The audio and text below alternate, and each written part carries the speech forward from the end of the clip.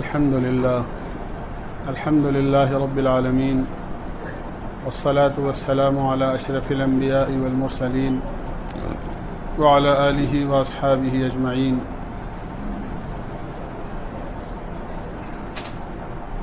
دوست و بزرگو،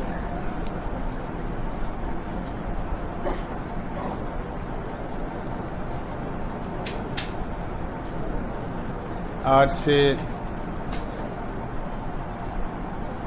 رمضان المبارک کا آخری عشرہ شروع ہو گیا ہے.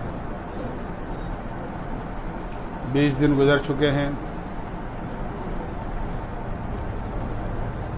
آخری عشرہ شب قدر کی تلاش میں ہوتا ہے.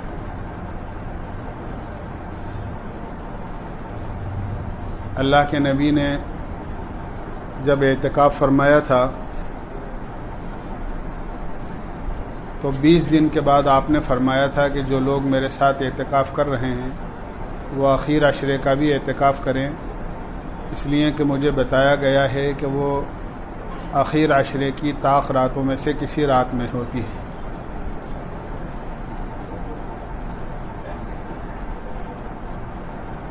اسی رات کی فضیلت کو حاصل کرنے کے لیے اللہ کے بندے اعتکاف کرتے ہیں. اعتکاف کے سلسلے میں بہت تفصیل کے ساتھ میں 2 روز پہلے بتا چکا ہوں، اس لیے اس کو دہرانے کی ضرورت نہیں ہے. البتہ اتنی بات ضرور عرض کرنی ہے کہ جو لوگ اعتکاف نہیں کر رہے ہیں، کسی مشغولی مجبوری کی وجہ سے، وہ کم سے کم اگر رمضان المبارک کی طاق راتوں کو جاگنے کا، اور جاگنے کا مطلب بازار میں پھرنا نہیں ہے بلکہ اس میں اللہ کی عبادت کا اہتمام فرما لیں، تو اللہ کی ذات سے امید ہے کہ ان کو بھی شب قدر کی فضیلت حاصل ہو سکتی ہے.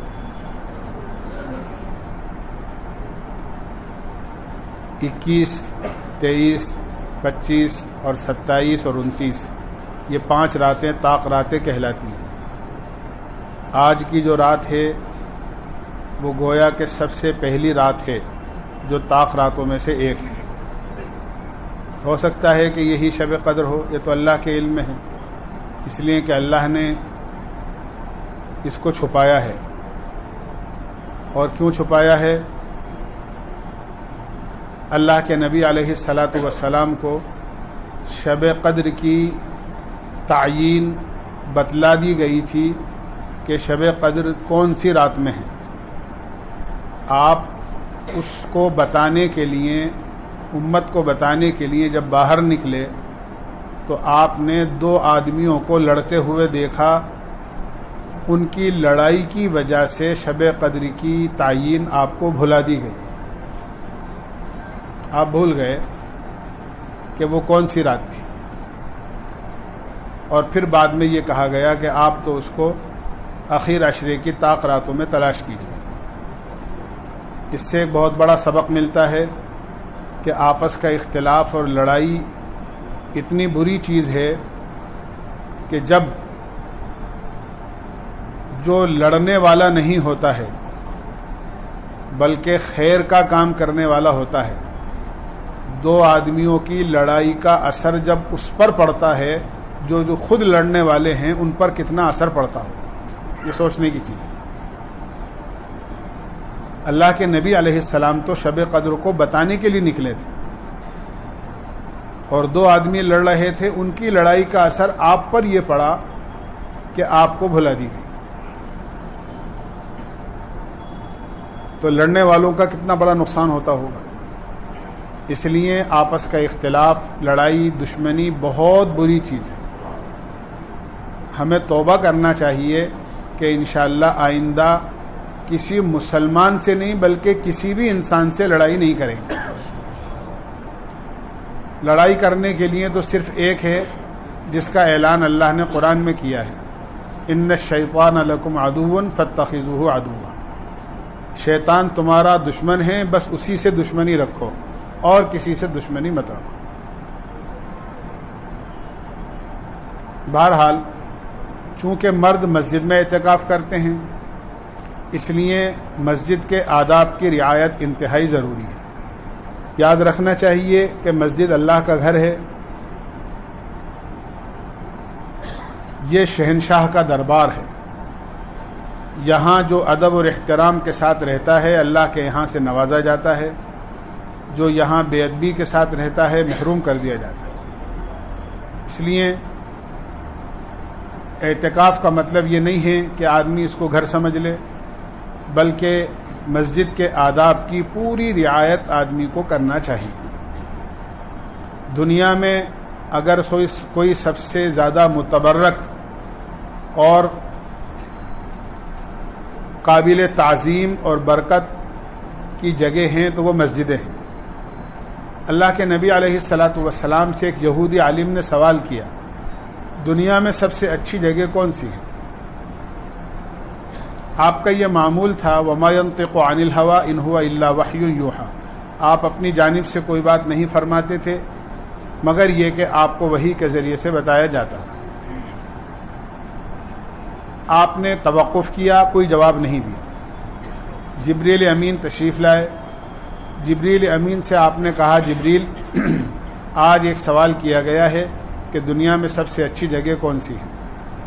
جبریل امین نے کہا اے اللہ کے نبی، میں تو اللہ کا پیغام آپ تک پہنچا دیتا ہوں، اپنی جانب سے کوئی بات نہیں کہتا، اس لیے یہ تو اللہ ہی جانتا ہے کہ دنیا میں سب سے اچھی جگہ کون سی ہے، اگر آپ اجازت دیں تو اللہ سے پوچھ کر بتا سکتا ہوں۔ جبریل تشریف لے گئے اور واپس آئے تو روایت کا مضمون یہ ہے کہ جبریل بہت خوش تھے۔ آپ نے پوچھا جبریل پہلے تو خوشی کی وجہ بتاؤ۔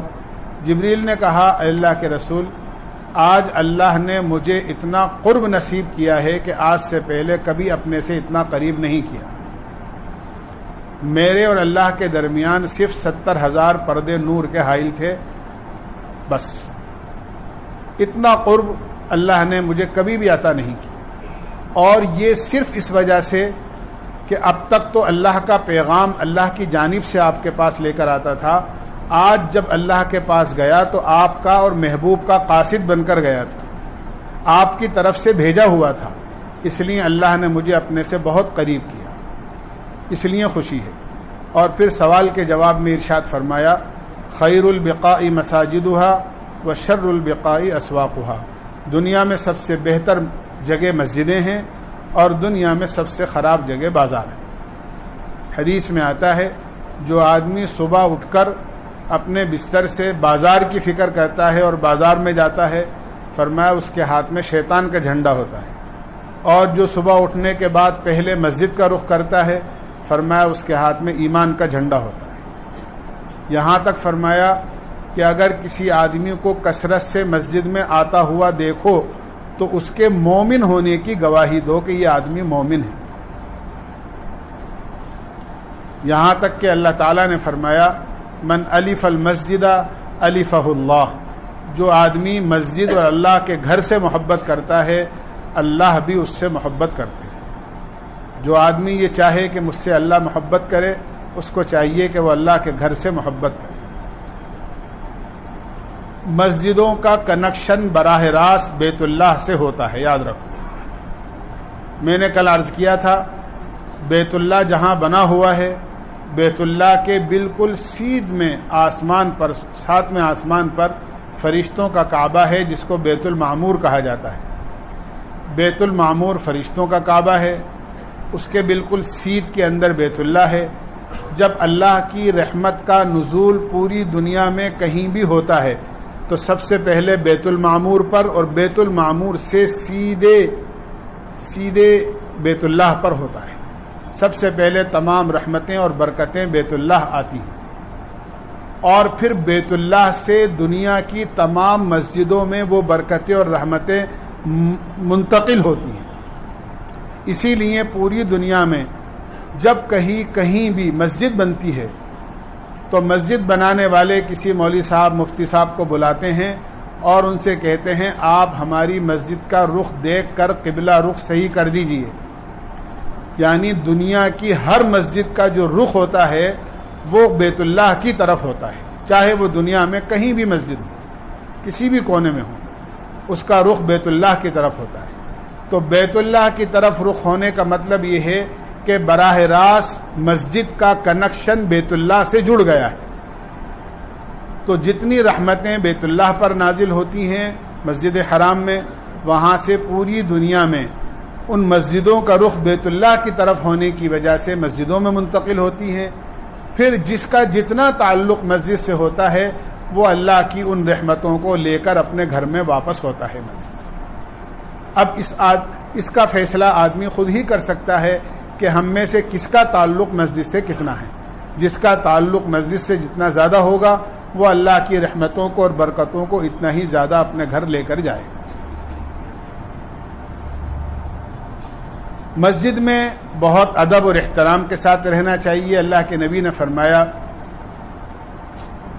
جو آدمی مسجد میں آتا ہے، من غدا الی المسجد او راح، جو آدمی صبح مسجد میں آئے یا شام کو آئے، اعد اللہ له نزلہ کلما غدا او راح، اللہ تعالیٰ کے ذمے اس کی مہمانی ہے چاہے وہ صبح آئے یا شام کو آئے۔ جب صبح یا شام کو آنے والے کو اللہ تعالیٰ کی طرف سے یہ خوشخبری مل رہی ہے کہ جب بھی وہ مسجد میں آئے گا اللہ تعالیٰ اس کی مہمانی کریں گے، جس طرح آپ اپنے گھر آنے والے کی مہمانی کرتے ہیں، اپنی حیثیت کے مطابق پانی پلائیں گے، چائے پلائیں گے، شربت پلائیں گے، اور خاص مہمان ہوگا اور اگر بچوں کے ماموں آ گئے اور دور سے آئے ہیں تو کھانا کھلائیں گے، ان کو آرام کرائیں گے۔ جیسا مہمان آتا ہے اس کا ایسا ہی اکرام گھر میں ہم کرتے ہیں۔ اللہ تعالیٰ اپنے بندے کا اکرام اور اس کی مہمانی اپنی شان کے مطابق مسجد میں کرتے ہیں، اور اللہ تعالیٰ کی شان بہت بڑی ہے، اور اللہ کی مہمانی یہ ہے کہ سب سے پہلا جو تحفہ اللہ کی طرف سے مسجد میں آنے والے کو ملتا ہے وہ یہ ہے کہ اللہ آنے والے کی مغفرت کر دیتے ہیں، آنے والے کے گناہوں کو معاف کر دیتے۔ یہ تو سب سے معمولی تحفہ ہے، بلکہ علماء نے لکھا ہے کہ یہ تو اس باغ کا سب سے ادنا پھل ہے۔ حدیث میں آتا ہے مسجدیں جنت کے باغ ہیں، اور یوں فرمایا اللہ کے نبی نے جب تم جنت کے باغوں پر گزرو یا جنت کے باغوں میں جایا کرو تو ان کے پھلوں کو خوب کھایا کرو۔ صحابہ نے پوچھا اللہ کے نبی جنت کے باغ کیا ہیں؟ فرمایا مسجدیں ہیں۔ اور فرمایا اس کے پھل کیا ہیں؟ فرمایا اللہ کا نام اور اس کا ذکر اور اس کی بڑائی اور اس کی کبریائی ہے۔ جتنا مسجد میں اللہ کو یاد کیا جائے گا آدمی گویا اس جنت کے پھل کھا رہا ہے۔ گویا پھل اس لیے کہا ہے کہ ان کلمات کے بدلے میں اور اللہ کی یاد کے بدلے میں اللہ جنت میں ایسے درخت عطا فرمائیں گے جو پھل والے درخت ہوں گے۔ سبحان اللہ کہنے پر حدیث میں آتا ہے جنت میں ایک درخت ایسا لگ جاتا ہے کہ اگر 500 برس تک تیز رفتار گھوڑا اس کے سایہ میں دوڑے تو سایہ ختم نہ ہو۔ اسی لیے اللہ نے دنیا کو بدلے کی جگہ نہیں بنایا۔ ہم تو اپنے اعمال کا بدلہ دنیا میں چاہتے ہیں۔ بہت سے لوگ کہتے ہیں پتہ نہیں پریشانیاں کیوں ہیں، میں تو نماز بھی پڑھ رہا ہوں، میں تو روزہ بھی رکھ رہا ہوں، میں تو کوئی غلط کام بھی نہیں کرتا، پھر پتہ نہیں بھئی اللہ کیوں ناراض ہے اور میرے اوپر کیوں حالات آ رہے ہیں پریشان۔ یعنی وہ یہ چاہتا ہے کہ میری نیکیوں کا بدلہ مجھے دنیا میں مل جائے، حالانکہ اللہ نے دنیا کو جنت یعنی اعمال کے بدلے کی جگہ بنایا ہی نہیں، اس لیے کہ دنیا بہت چھوٹی ہے۔ اب ایک مرتبہ سبحان اللہ کوئی آدمی کہے اور اتنا بڑا درخت اللہ اس کے بدلے میں دیں گے کہ 500 برس تک اگر تیز رفتار گھوڑا اس کے سائے میں دوڑے تو سایہ ختم نہ ہو، تو دنیا میں کہاں آئے گا ایسا درخت؟ اور اگر پوری تسبیح سبحان اللہ کی پڑھ لی تو اتنے سارے درخت، تو دنیا تو چھوٹی ہے بہت زیادہ۔ اس لیے اللہ نے دنیا کو بدلے کی جگہ نہیں بنایا، اعمال کا بدلہ تو اللہ آخرت میں دیں گے۔ دنیا میں تو بس جو کچھ ملتا ہے وہ تو اعمال کی برکتیں ملتی ہیں، بدلہ تو آخرت میں ملے گا۔ اور برکتوں کا مطلب یہ ہے کہ جیسے جب بارش آنے لگتی ہے اور بادل آتے ہیں تو ٹھنڈی ہوا چل جاتی ہے، تو اس ٹھنڈی ہوا سے بھی آدمی کو بڑی راحت ملتی ہے۔ حالانکہ بارش ہوتی ہے، پھر اس سے پیداوار ہوتی ہے، پھر اس سے ندی نالوں میں پانی پہنچتا ہے، زمین کا واٹر لیول بڑھتا ہے، نہ معلوم کتنے جانور اور انسانوں کے کھانے پینے اور دانے پانی کا انتظام ہوتا ہے، وہ تو بارش کے بعد ہوتا ہے. لیکن ابھی بارش نہیں ہوئی، بادل آئے ہیں، ٹھنڈی ہوا چل گئی. تو یہ دنیا میں جو کچھ ملتا ہے یہ تو ٹھنڈی ہوا ہے، اعمال کی برکتیں ہیں، بدلہ تو اللہ آخرت میں عطا فرمائے.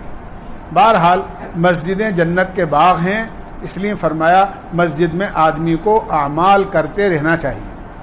یہاں آدمی کو رہ کر اپنی باتوں میں لگنا، ادھر ادھر ایران توران کی باتیں کرنا، دنیا اور یعنی آپ دیکھو کہ کوئی حیثیت نہیں ہے ہماری، لیکن باتیں ایسی کریں گے، امریکہ کو ایسا کرنا چاہیے تھا اور فرانس کو ایسا نہیں کرنا چاہیے تھا، وہ اسرائیل کو ایسا نہیں کرنا چاہیے تھا اور فلسطین کو ایسا یوں کرنا چاہیے تھا. یعنی آپ کی کیا حیثیت ہے، لیکن آپ بیٹھے بیٹھے دنیا اور پوری دنیا کے قلابے ملا رہے ہیں، اس کو یہ کرنا چاہیے تھا، اس کے. آپ کو اپنے آپے میں رہنا چاہیے، یوں کہیے جتنی ہماری حیثیت ہے اسی کے مطابق آدمی کو اپنی اللہ میں لگے رہنا چاہیے، دعا اور ذکر میں لگے رہنا. ہمیں دنیا کے حالات سے کیا مطلب؟ ہاں کوئی دنیا کے حالات کے سلسلے میں ہم کوئی بات سنیں تو پوری دنیا میں خیر اور بھلائی کی دعا مانگیں. جو مظلوم ہیں اللہ ان کے لیے دعا کریں کہ اللہ ان کی مظلومیت ختم کر دے، اور جو ظالم ہیں اللہ ان کے لیے دعا کریں کہ اللہ ان کو توبہ کی توفیق دے دے، اللہ ان کو ہدایت دے دے. اس لیے پوری دنیا کے لیے ہمیں خیر کی دعا مانگنی چاہیے. ہماری کیا حیثیت ہے جو ہم یہ کہیں اس کو یوں کرنا چاہیے اور اس کو یہ نہیں کرنا چاہیے تھا.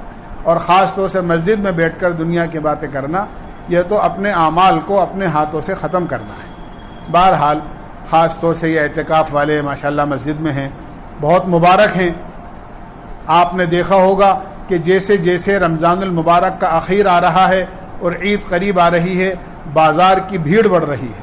یہ تمام بازار کی بھیڑوں کو چھوڑ کر اور دنیا مافیہا سے یکسو ہو کر اللہ کے دربار میں آ کر اپنے آپ کو انہوں نے ڈال دیا ہے، گویا یہ اللہ تعالیٰ کی چوکھٹ پر آ کر پڑ گئے ہیں. بڑے مبارک لوگ ہیں. لیکن انشاءاللہ آپس کے اندر جس طرح نماز کی صف کے اندر محمود و ایاز ایک ساتھ کھڑے ہو کر اللہ کے دربار میں اس کی عبادت پیش کرتے ہیں، اسی طرح 20 دن سے جو لوگ نماز پڑھ رہے ہیں تراویح کی، وہ بھی مزید اعتکاف والے اور آ گئے ہیں. تو آپس میں ایک دوسرے کو جگہ دے کر اور دلوں میں گنجائش کے ساتھ میں مل کر قریب ہو کر کہ نہ پہلے سے آنے والوں کو کوئی دقت ہو نماز پڑھنے میں، نہ اعتکاف والوں کو نماز میں اور جگہ میں کوئی دقت ہو.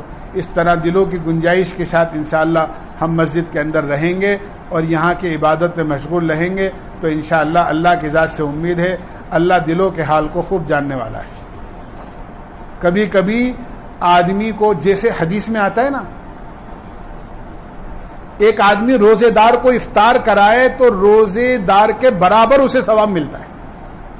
ایک آدمی ہے، حدیث میں آتا ہے کہ اگر کوئی آدمی روزے دار کو افطار کرائے تو اس کو روزے دار کے برابر ثواب ملتا ہے. اور اگر کوئی اعتکاف کرنے والے کی عبادت میں سہولت پیدا کر دے تو کیا اس کو اعتکاف والوں کے برابر ثواب نہیں ملے گا؟ اس لیے آدمی کو سہولت پیدا کرنا چاہیے. اعتکاف والوں کو پہلے سے آنے والوں کا خیال رکھنا چاہیے اور اعتکاف والوں کا پہلے سے آنے والوں کو خیال رکھنا. ایک دوسرے کا خیال ہم رکھیں گے تو انشاءاللہ آپ نے دیکھا ہوگا کہ جب ٹرین کے اندر یا بس کے اندر آپ سفر کرتے ہیں اور کوئی آدمی آپ کو شک ہوتا ہے کہ یہ سوچے گا کہ ذرا سی جگہ ہے اور یہ بیٹھنے کی کوشش کرے گا، تو آپ اپنی ٹانگیں چوڑی کر لیتے ہیں تاکہ اس کو جگہ ہی نظر نہیں آئے. اور اگر آپ کا کوئی جاننے والا آ جائے تو آپ تھوڑے اور سکڑ جاتے ہیں، بھائی یہاں بیٹھ جاؤ. تو ان کو بھی اپنا سمجھیں آپ کہ انشاءاللہ یہ بھی ہمارے اپنے بھائی ہیں، لہذا ان گنجائش کے ساتھ میں تکلیف بھی نہ ہو اور سب کے لیے گنجائش ہو جائے. اور میں نے عرض کیا مسجد کے آداب کا پورا خیال رکھیں، یہاں کسی قسم کی بے اصولی نہ ہو، کسی قسم کی ایسی چیز سامنے نہ آئے جس سے یہ شور شرابہ نہ ہو، دنیا کی باتیں نہ ہوں. اپنی عبادت میں مشغول رہیں، اللہ سے لو لگا کر رہیں. دیکھیے یاد رکھیے، ایک آخری بات عرض کر دوں، مسجد میں 2 قسم کی جگہ ہوتی ہیں. ایک ہوتی ہے اصل مسجد اور ایک ہوتی ہے مسجد سے متعلق جو جگہ ہوتی ہے، متعلقات مسجد کہلاتی ہے. جیسے یہ مسجد کا پورا صحن ہے، پورا ہال ہے، یہ حصہ بھی، اس سے اوپر کا حصہ بھی، اس سے اوپر آپ چھت پر چلے جائیں ٹین کے اوپر تک، وہاں تک مسجد ہی مسجد ہے۔ یہ جو برآمدہ ہے جہاں پانی کی مشین لگی ہوئی ہے، یہ مسجد کی حد میں داخل ہے۔ ادھر کا جو حصہ ہے، ادھر کا زینہ ہے یا ہمارا حجرہ ہے، یہ مسجد میں داخل نہیں ہے۔ تو یہ جو چھوٹا زینہ ہے، اس سے اوپر اعتکاف والے جا سکتے ہیں۔ میں اس لیے عرض کر رہا ہوں، یہ جو 2 پلر بیچ میں ہیں، اس کے بعد جو پیلے پلر ہیں، اس پیلے پلر سے پہلے تک مسجد کا حصہ ہے۔ اس کے بعد پھر یہ سب دکانوں کے حصے، برآمدوں کے حصے، نیچے کے حصے شروع ہو جاتے ہیں۔ اعتکاف والا جو اصل مسجد ہے، اس کی حدود ہی میں رہتا ہے۔ اگر اس حد سے باہر جائے گا تو یا تو وضو کرنے یا پیشاب کرنے یا استنجا کرنے یا کوئی اور ایسی اشد ضرورت اس کو پیش آ گئی، خدا نہ خواستہ آدمی لیٹا ہوا تھا، ایک دم نہانے کی حاجت پیش آ گئی، تو جلدی سے آدمی مسجد سے باہر جا کے اور اپنا غسل کرنے اور پاک ہونے چلے جائے گا۔ تو جو بشری ضرورتیں ہوتی ہیں یا شرعی ضرورتیں ہوتی ہیں، اس کی وجہ سے آدمی مسجد کے اس حدود سے باہر جائے گا، اس کے علاوہ اس حدود سے باہر نہیں جانا چاہیے۔ یہ اعتکاف والوں کو دھیان رکھنا چاہیے۔ وہ سامنے جو شیشے والا حصہ ہے، ادھر شیشے والا حصہ ہے، اس میں اعتکاف والے نہیں جا سکتے۔ اگر اعتکاف والوں کو کوئی مسئلہ پوچھنا ہو تو وہ یہی میں آتا ہوں، مجھ سے پوچھ لیں، یا جب کبھی بھی باہر کھڑے ہو کر ادھر باہر جائیں گے تو ان کا اعتکاف ختم ہو جائے گا۔ اس کا ہمیں دھیان رکھنا چاہیے۔ بلا ضرورت باہر نکلنے سے اعتکاف ختم ہو جاتا ہے۔ یہ بالکل نہ سوچیں کہ اعتکاف میں اسی منزل میں بیٹھنا ضروری ہے۔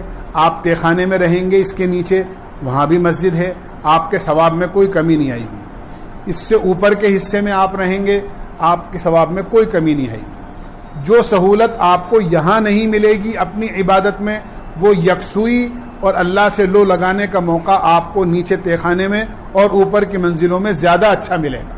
جو واقعی عبادت کرنے والے ہیں ان کے لیے بہترین موقع ہوتا ہے کہ جہاں لوگوں کی آمد و رفت کم ہوتی ہے، لوگ آتے جاتے کم ہیں، بالکل ایک کونے میں بیٹھ کر آدمی یکسوئی کے ساتھ اپنی عبادت میں مشغول رہے، قرآن پڑھے، دعا مانگے، تسبیح پڑھے، تو یہ اس کے لیے بہت اچھی جگہ ہے۔ یہ نہ سوچیں کہ بھئی اسی حصے میں بیٹھنا ہے، یہ تو حصہ آنے جانے والوں کے لیے ہیں، روز مرہ کے نمازیوں کے لیے کہ وہ آتے ہیں، اپنے نماز پڑھتے ہیں، نماز پڑھ کے چلے جاتے ہیں۔ باقی اعتکاف کرنے والے جتنی یکسوئی کے ساتھ رہیں گے، انشاءاللہ ان کو عبادت میں اللہ سے لو لگانے کا موقع بھی ملے گا اور انشاءاللہ ان کو عبادت میں مزہ بھی آئے گا، اگر واقعی وہ عبادت کریں۔ یہ نہیں ہے کہ تنہائی میں بیٹھ کر آپس میں 1-2 آدمی باتیں کریں یا موبائل ساتھ میں لے آئے تو ان کو موبائل دیکھنے میں آسانی ہو، بلکہ میں عرض کروں گا کوئی بھی قیمتی سامان اعتکاف والے اپنے پاس نہیں رکھیں۔ یہاں ضرورت کیا ہے آپ کے قیمتی سامان کی؟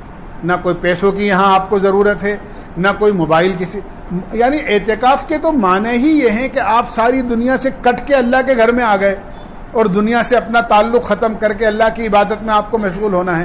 اگر موبائل بھی آپ ساتھ لے آئے تو گویا دنیا ساتھ لے آیا، پھر مسجد میں آنے کا مطلب ہی کیا ہوا؟ پوری دنیا آپ کے پاس ہے اور ساری بے حیائی کی چیزیں آپ کے ہاتھ میں اور آپ کی جیب میں ہیں۔ اس لیے موبائل ایک ضرورت کی چیز ہے، آپ اس کو آف کر کے یا تو اپنے بیگ میں رکھ دیں، اور بیگ میں رکھنے سے بھی چوری ووری ہو جانے کا، ادھر ادھر ہو جانے کا خطرہ ہے، آپ گھر میں بیچ دیں۔ جو لوگ آپ کا کھانا لے کر آتے ہیں یا جو لوگ ان سے اگر گھر پہ کوئی خیریت کہلوانی ہو تو ان سے کہلوا دیں، یا کسی کو واقعتاً کوئی رکھنا ضروری ہے تو کوئی چھوٹا کم قیمت کا کی پیڈ والا موبائل رکھ لیں تاکہ گھر میں کوئی سحری میں دیر ہو جائے تو آپ فون کر دیں کہ بھائی سحری ابھی تک کوئی نہیں آئے، افطاری کا کھانا آنے میں دیر ہو جائے تو آپ گھر فون کر دیں بھائی کیا بات ہے ابھی تک کھانا نہیں آیا۔ کوئی اور ضرورت ہو تو کوئی ضرورتاً موبائل پر بات کرنا ناجائز نہیں ہے اعتکاف میں، لیکن بلا ضرورت بات کرنا بھی اعتکاف کے مقصد کو ختم کر دیتا ہے۔ اس لیے کوئی خاص وقت رکھ لیں۔ اگر